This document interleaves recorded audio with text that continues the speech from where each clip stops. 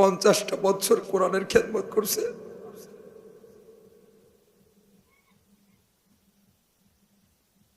আজকের এই ময়দান, এই মাহফিলগুলা কিন্তু এরকম তাফসির আকারে মাহফিল ছিল না।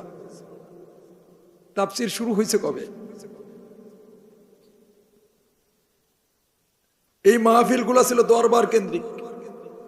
সারসিনা শরীফের দরবার, চরমনাইয়ের দরবার, উজানির দরবার, মানিকগঞ্জের পীর ডক্টর মঞ্জুরুল ইসলাম সিদ্দিক, ব্যারিস্টার আজহারুল ইসলাম সিদ্দিক প্রতিষ্ঠা করছেন এই দরবার। দরবার কেন্দ্রিক মাহফিলগুলো ছিল।